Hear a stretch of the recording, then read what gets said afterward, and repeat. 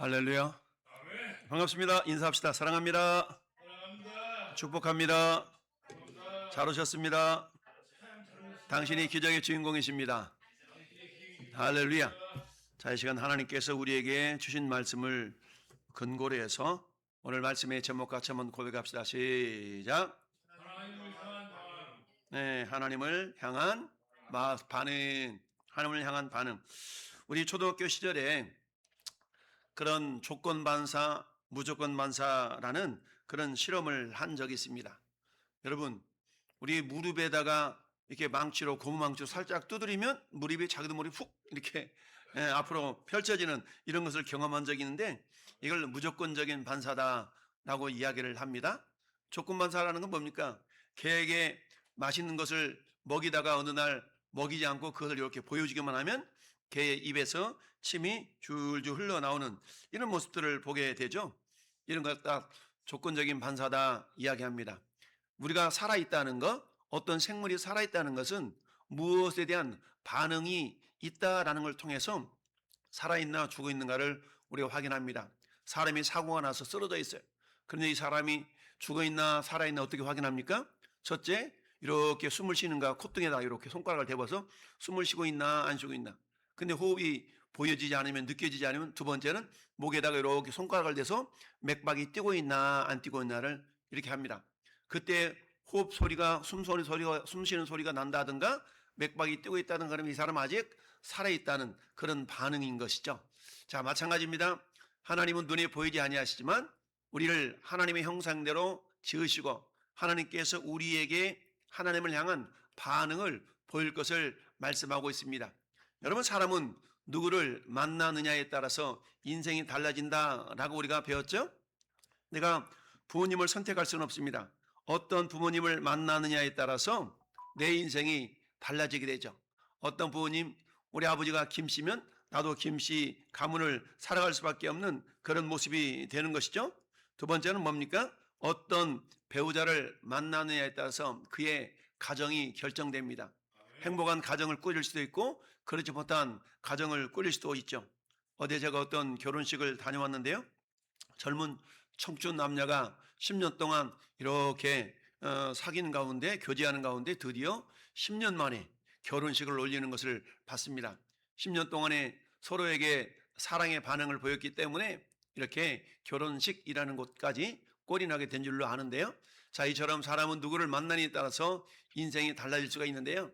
오늘 본문 읽어본 이사야 6장은 이사야 선지자가 우시야 왕이 죽던 해에, 남쪽 유나라의 왕이었던 우시야 왕이 죽던 해에 하나님께서 이 이사야 선지자를 찾아오셨습니다. 그래서 하나님을 만났고 그의 삶이 완전히 변화된 이런 어떤 내용을 기록하고 있습니다. 자, 하나님을 진정으로 만난 사람은 이전과도 같은 삶을 살 수가 있다 없다? 없다.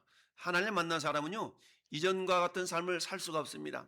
여러분, 사랑하는 청춘 남녀가 서로 만나기 이전에는 각자의 삶을 살았지만 사랑하는 사람을 만나면 이제 어때요? 사랑하는 사람을 위하여서 뭔가 행동하고 생각하고 말하려고 하는 그런 삶이 있는 것이죠. 이처럼 인간끼리의 만남도 그러할진데 우리가 하나님과의 만남은 따릅시다. 거룩한 만남. 거룩한 만남. 하나님과의 만남은 거룩한 만남입니다. 여러분, 육체를 가진 인간이 영이신 하나님 어떻게 만날 수가 있습니까?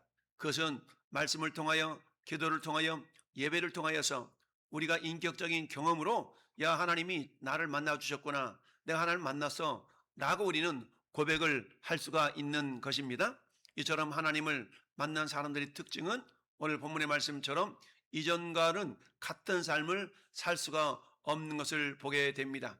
오늘 본문에서 하나님을 만난 이사야 선지자의 반응을 통해서 우리는 복음을 받은, 즉 말씀을 통하여서 하나님을 만난 자들인데요, 말씀을 통하여서 하나님을 만난 자들이 보여야 될 반응이 어떤 것인가 라는 걸 이 시간 우리가 깨닫기를 원합니다. 특별히 예수 그리스도의 십자가와 부활을 통해서 하나님을 만난 우리도 어떤 반응을 보여야 하는지 함께 살펴보도록 하겠습니다. 우리가 어떻게 하나님 만날 수 있다고요? 따라합시다. 십자가와 부활을 통해 예수님의 십자가와 부활을 통해 우리 하나님을 만난 사람들의 삶의 특징이 어떻게 되는가를 살펴볼 수 있어야 됩니다. 첫 번째, 함같이 한번 고백할까요? 시작. 거룩하신 하나님 앞에서 자신이 죄인됨을 깨닫고 회개하는 반응은 그렇습니다. 여러분, 우리가 어둠 속에 이렇게 있다가 밝은 곳으로 나오면 눈이 막 부시죠. 눈이 부셔서 눈을 제대로 못 뜨는 경우가 많이 있죠. 이처럼 우리 하나님은 빛이시다라고 말씀합니다. 근데 우리는 하나님을 만나기 이전에는 우리가 어둠 속에 살았던 존재입니다. 그 어둠 속에 있었는데 그 어둠 속에서는 내 옷이 더러워지는지 깨끗한지 알아요? 몰라요? 몰라요. 어둠 속에서는 내 옷에 더러움이 묻어 있는지 안 묻는지 몰라. 근데 빛으로 나와 보니까 세상에 내 옷에 이런 더러움 저런 더러움 이런 얼룩 저런 얼룩이 붙어 있는 것을 다 확인할 수가 있는 겁니다. 그러면 그 얼룩진 옷을 그대로 입고 다니기보다는 어때요? 그 얼룩진 옷을 빨리 벗어서 세탁소에 맡기든 내가 빨래를 하든 해서 깨끗한 옷이 되도록 해서 입고 다녀야 되는 것이 정상적인 모습이겠지요? 마찬가지 우리가 하나님의 거룩한 빛 앞에 우리가 나타나게 되면, 즉 그 하나님을 만나게 되면 우리 자신의 죄인됨을 깨닫고 회개하는 반응을 보이게 됩니다. 오늘 우시야가 죽던 해에 하나님을 만났던 이 이사야 선지자의 반응은 어떤 것이었습니까? 자기 자신이 부정한 입술을 깨닫고 화로다 나요 망하게 되었도다 라고 자기 자신이 죄악을 발견하면서 절망했습니다. 그러나 하나님은 우리를 그 절망 가운데 내버려 두지 아니하시고, 이사야 선지자도 절망 가운데 내버려 두지 아니하시고 제단에 있는 숯불을 가져다가 어때요? 그 이사야 입술에 이렇게 지졌어요. 그랬더니 어때요? 그 숯불이 입술에 닿을 때에 죄의 사함의 은혜를 경험하게 되었습니다. 이처럼 우리는 십자가에 달리신 예수 그리스도의 거룩하심 앞에 설 때에 비로소 우리 자신이 비참한 죄인됨을 깨닫게 됩니다. 할렐루야. 그럼 어때요? 죄인됨을 깨달았다면 이제는 어때요? 주님, 내 힘으로 이 죄 문제가 해결되지 못합니다. 우리 주님의 보혈로 내 죄를 정결케 씻어 주옵소서. 할렐루야. 라고 우리가 회개하는 자리로 나아가야 될 줄로 믿습니다.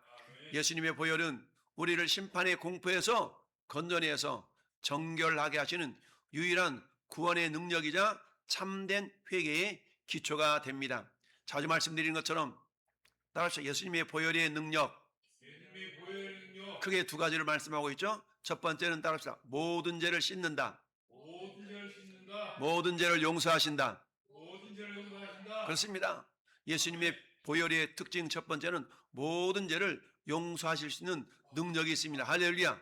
그 모든 죄 속에는 내가 지었던 큰 죄든 작은 죄든, 우리는 어때요? 작은 죄는 이까짓 것 이렇게 생각할 수가 있고, 큰 죄라는 것이 느껴질 때는 어머나 이걸 어떡하지 라고 할 때가 많습니다. 그러나 우리 하나님은 예수님을 통하여서 십자가 흘리셨던 그 보혈의 능력은 우리의 모든 죄, 어떤 죄랄지라도 씻을 수 있는, 용서할 수 있는 능력이 되는 줄 믿습니다. 두 번째 예수님의 보혈의 능력은 뭐라고 했습니까? 따릅시다. 영원한 속죄. 그렇죠? 우리는 어때요? 목욕하면 때가 영원히 사라지죠? 아니죠. 때가 사라지는 것이 아니라 오늘 목욕하면 땀이 흘리면 내일 또 때가 끼게 되어 있습니다. 그러니까 오늘 목욕하고 내일 또 목욕하고 다시 또 목욕하고, 우리 김경철 성도님 그저께 저 온천에 가서 예쁘게 목욕제기하고 오늘 예배드리러 오셨는데 마찬가지입니다. 우리도 깨끗하게 아무리 씻어도 시간이 지나면 세상 자체가 완전하지 않기 때문에 우리는 때가 묻을 수가 있어요. 그럴 때마다 우리는 어떡합니까? 다시 우리 몸을 씻어야 되죠. 그러나 우리 예수님의 보혈은 한번 용서한 그 모든 죄는 다시금 또 용서해야 되지, 이렇지 아니하고 따라합시다. 영원한 속죄. 영원한 속죄. 그렇습니다.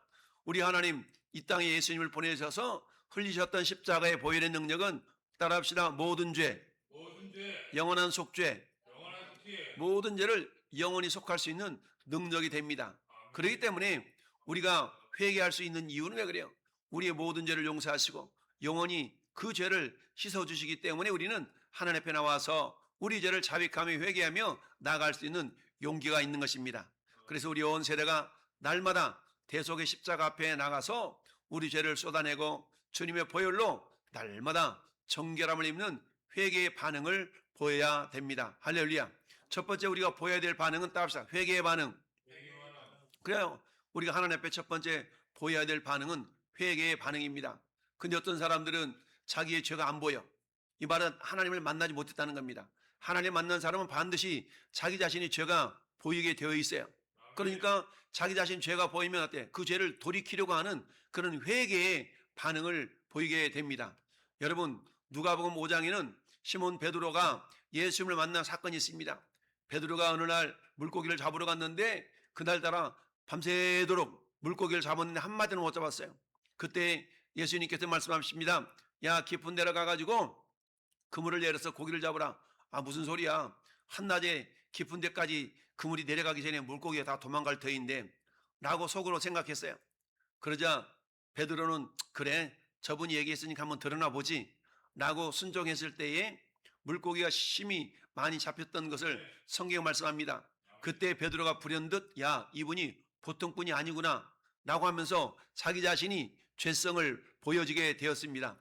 그래서 누가복음 5장 8절에 베드로가 이를 보고 예수의 발 아래 엎드려 이르되 따라합시다. 주여, 나를 떠나소서.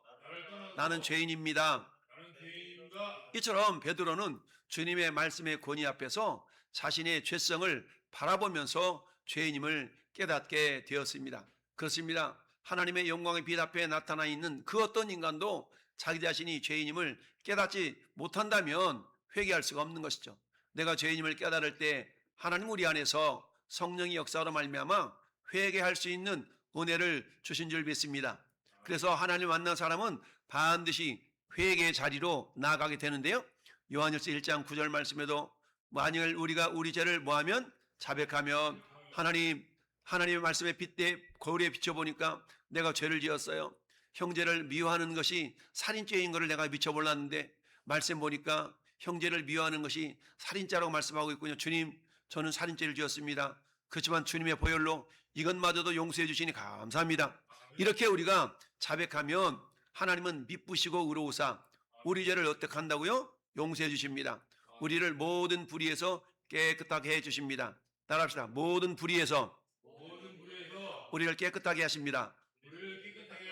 그렇습니다. 하나님만이 우리의 죄를 용서하실 수 있는 분임을 깨달을 때에 우리가 죄를 자백하고 깨끗함을 받게 된다라는 사실입니다. 할렐루야. 뿐만 아니라 오늘 저 그림을 보니까 어때요? 거룩하신 하나님 앞에 섰을 때에 내 죄를 발견하게 되고 비로소 뭐하게 되는 겁니다. 화로다 나여 망하게 되었도다 라고 자기 자신의 죄에 대해서 애통할 때에 우리 하나님의 회개의 능력을 덧입을 수가 있고요. 그로 말미암아 죄 사함을 받는 은혜가 임하게 된 줄로 믿습니다. 자, 두 번째는 따라합시다. 구속의 은혜에 감사하며 구속의 은혜에 감사하며 자기 자신을 온전한 제물로 드리는 반응을 보여야 됩니다. 따라합시다. 내 자신을 제물로 드리는 반응. 즉 우리가 감사로 우리 하나님 앞에 감사할 수 있는 반응을 보여야 돼. 감사의 반응. 따라합시다. 감사의 반응. 감사했다면 어때요? 그 감사에 대해 입을 딱 씻는 것이 아니라 뭔가 내 감사에 보답하려고 하는 그런 마음들이 주 앞에 드려져야 됩니다. 그게 내 몸으로, 내 시간으로, 내 물질로 하나님께 그 감사의 반응을 보여드리게 되는데 그것을 뭐라고 말씀하고 있냐면 따로 헌신이라는 말로 표현할 수가 있습니다. 하나님은 이사야의 죄를 사하신 후에 내가 누구를 보내며 누가 우리를 위하여 갈 거라고 하나님께서 말씀하셨어요. 그때에 이사야 선지자가 따라합시다. 내가 여기 있나이다. 나를 보내소서 라고 자기 자신을 하나님께 내어드렸다는 사실입니다. 사도 바울도 역시 로마서에서 하나님의 모든 자비하심을 근거로 우리 몸을 하나님이 기뻐하시는 거룩한 산 제물로 드리라라고 강력하게 우리에게 권면하고 있는 걸 볼 수 있습니다. 나를 살리시기 위해서 십자가에서 단번에 제물이 되신 예수 그리스도의 그 구속의 은혜를 아는 자는 더 이상 자신을 위해 살지 않고 삶 전체를 주님께 드리며 살게 됩니다. 할렐루야. 그래서 내가 죽어도 살고 죽어도 주를 위하고 살아도 주를 위하나니 내가 사나 죽으나 주님의 것이다 라는 마음을 가지고 우리가 주와 복음을 위해서 살아가려는 그런 마음의 자세와 삶이 나타나게 됩니다.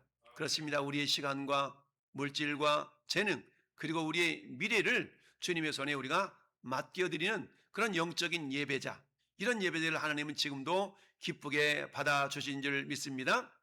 가말로 우리가 구원받은 자로서 마땅히 하나님 앞에 드려야 될 그런 어떤 반응은 이처럼 내 자신을 감사로, 따라서 내 자신을 감사로 마음대로 하나님께 드린다. 하나님께 드린다. 내 자신을 감사로 하나님께 드리는 반응이 우리가 그야말로 하나님을 만난 사람들이 가져야 될 반응입니다. 첫 번째 반응은 따라서 회개하는 반응, 회개하는 마음, 두 번째 감사로 헌신하는 반응. 감사로 헌신하는 마음. 그렇습니다. 이 두 가지 반응이 우리 가운데 나타나야 되는데요. 그래서 우리가 읽어본 로마서 12장 1절 같이 한번 다시 읽어봐요. 시작. 그러므로 형제들아 내가 하나님의 모든 자비하심으로 너희를 권하노니 너희 몸을 하나님이 기뻐하시는 거룩한 산 제물로 드리라. 이는 너희가 드릴 영적 예배니라. 아멘. 즉 하나님의 은혜를 아는 자들은 헌신의 삶을 살아간다라는 겁니다. 아멘. 두 번째 고린도후서 5장 15절 말씀도 그가 모든 사람을 대신하여 죽으심인 하여금 다시는 그들 자신을 위하여 살지 않고 오직 그들을 대신하여 죽었다가 다시 살아나신 이를 위하여 살게 하려 하심이라. 여러분 저기서 모든 사람 속에 저와 여러분이 포함이 될까요? 아멘. 포함이 돼요. 모든 사람 속에 포함이 되지 않는 사람은 없습니다. 그러나 그 예수님께서 우리를 위하여 죽으셨다는 사실은 주님을 만난 사람들을 많이 깨닫는 겁니다. 아무리 목사님이 역전해서 2시간씩 예수 믿고 하나님의 자녀 되세요 라고 외쳐도 사람들은 저걸 몰라요. 자기 자신을 위하여서 예수님이 죽으셨다는 걸 몰라. 그러나 하나님 만난 사람들은 나를 위하여 주님이 죽으셨다는 사실을 깨달아 알기 때문에 이제는 어때요? 내가 내 자신을 위해 사는 것이 아니라 따라서 나는 이제 주님을 위하여 살리라. 주님을 위하여 살리라. 나는 이제 주님을 위하여 살리라. 라는 그런 믿음의 각오가 우리 가운데 나타나게 될 줄로 믿습니다. 그렇습니다. 우리의 몸을 거룩한 산 제물로 우리 하나님께 드려야 됩니다. 제물은 하나님께 바쳐지는 겁니다. 우리 몸이 하나님께 바쳐져서 하나님이 원하시는 대로 우리 몸이 쓰임받을 수 있도록 우리가 그런 반응을 보여야 될 줄로 믿습니다. 아멘. 세 번째 반응은 뭐냐? 이 세대를 본받지 말고 주님의 뜻을 분별하여 따릅시다. 순종하는 반응. 기도하는 마음, 그렇습니다. 뭐니 해도 하나님의 뜻을 이렇게 깨달았다면 그 말씀에 순종하는 반응을 보여야 됩니다. 하나님의 뜻을 알고도 순종하지 않는다는 것은 하나님을 만나지 못한 사람이요, 하나님의 은혜를 까먹은 사람입니다. 이사야는 백성들의 마음이 둔하고 귀가 막혀 말씀을 듣지 않는 완악한 황폐함 속에서도 끝까지 남은 자, 즉 그루터기의 사명을 지키라라는 주님의 말씀에 순종했습니다. 로마서 12장 역시 우리가 이 세대를 본받지 말고 오직 마음을 새롭게 함으로 변화를 받아 하나님의 선하시고 기뻐하시고 온전한 뜻을 분별하라라고 우리에게 명령하고 있습니다. 여러분, 결혼한 세상은 끊임없이 우리에게 하나님 없는 가치관과 성공을 따르라고 유혹해요. 하나님 어디가 있어? 네 인생 네 거잖아. 네 맘대로 살아. 라고 우리에게 유혹합니다. 그러나 하나님은 우리에게 네 인생의 주인은 너가 아니라 나다. 내가 너를 창조했다. 내가 너를 구원해냈다. 라고 우리에게 말씀해 주십니다. 따라서 우리는 이미 십자가로 세상을 이기신 예수님의 승리를 덧입은 자들이 된 줄로 믿습니다. 주님의 십자가 복음만을 붙들고 시대의 흐름을 거슬러 하나님의 뜻을 분별하며 끝까지 믿음으로 살아내는 것이 구원받은 자의 삶의 반응입니다. 따라합시다. 하나님의 말씀에 하나님 말씀에 순종하는 반응. 순종하는 마음, 그렇습니다. 하나님의 말씀에 순종하는 반응이 나타나야 됩니다. 오늘 읽어보지 않았지만 13절 말씀은 이렇게 기록되어 있습니다. 같이 읽어볼까요? 그 중에 10분의 1이 아직 남아있을지라도 이것도 황폐하게 될 것이나 밤나무와 상수리나무가 뱀을 당하여도 그 그루터기는 남아있는 것 같이 거룩한 씨가 이 땅의 그루터기니라 하시니라. 아멘. 여러분, 그루터기, 이 그루터기는 남아있다. 이 그루터기가 1차적으로는 이사야 선지자를 상징하며 2차적으로는 장차 오실 예수 그리스도, 이사야 입장에 볼 때는 예수님을 말씀하고 있습니다. 우리는 어때요? 거룩한 씨로 이 세상에 심겨진 그런 성도가 된 줄로 믿습니다. 로마 12장 2절 말씀도 너희 이 세대를 본받지 말고 오직 마음을 새롭게 함으로 변화를 받아 하나님의 선하시고 기뻐하시고 온전한 뜻이 무엇인가 분별하도록 하라라고 말씀합니다. 성령으로 변화된 자는 하나님을 기쁘시게 하려고 수고하고 있습니다. 오늘 내가 어떻게 하나님이 기뻐하실까? 여러분, 사랑하는 사람이 서로 결혼하면 아내는 남편을 어떻게 하면 기쁘게 할까? 남편은 어떻게 하면 아내를 기쁘게 할까? 서로 이렇게 고민하게 됩니다. 우리도 마찬가지. 우리는 하나님 사이 하나님을 사랑하는 자, 하나님을 이 땅 예수님께서 이 예수님을 보내셔서 우리 예수님과 신랑 신부의 관계가 된 자들이에요. 그러니까 어떻게 해서 우리는 또 우리의 신랑 대신 예수님을 기쁘게 할까라는 거룩한 고민들이 우리 가운데 나타나야 될 줄로 믿습니다. 그리고 이제 이렇게 사는 겁니다. 갈라디아서 2장 20절 시작. 내가 그리스도와 함께 십자가에 못 박혔나니 그런즉 이제는 내가 사는 것이 아니요 오직 내 안에 그리스도께서 사신 것이라. 내가 육체 가운데 사는 것은 나를 사랑하사 나를 위하여 자기 자신을 버리신 하나님의 아들을 믿는 믿음 안에서 사는 것이라. 그렇습니다. 여러분, 십자가는 내가 주님과 함께 옛 자가 죽고 새 사람이 된 자리임을 깨닫는 자가 됩니다. 이런 자는 어떤 자? 주님을 위한 삶을 살게 되지요. 따라서 우리는 주님을 만난 자들은 오늘 세 가지 반응을 볼 수가 있습니다. 첫 번째는 어떤 반응을 볼 것인가? 첫째는 자기 자신이 따라서 회개하는 반응, 회개하는 반응, 죄를 깨닫고 회개합니다. 두 번째 따라서 감사로 감사로 헌신하는 반응, 헌신하는 반응, 셋째로 말씀에 말씀에 순종하는 반응. 순종하는 반응, 이 세 가지의 반응을 통하여서 하나님의 기쁨이요 영광이요 자랑의 면류관들이 될 수 있기를 예수님의 이름으로 축복합니다. 아멘. 그렇습니다. 거룩하신 하나님 앞에 우리가 회개의 반응을 보여야 되겠고, 우리의 몸을 거룩한 산제물로 감사로 반응을 보여야 되겠고, 세 번째는 이 세대를 본받지 말고 마음을 새롭게 함으로 하나님 말씀 앞에 겸손히 순종하는 그런 반응을 보일 때에 우리 하나님의 자녀로 하나님의 제자로 칭찬받는 우리 모든 성도가 될 줄로 믿습니다. 기도 제목을 같이 읽어보겠습니다.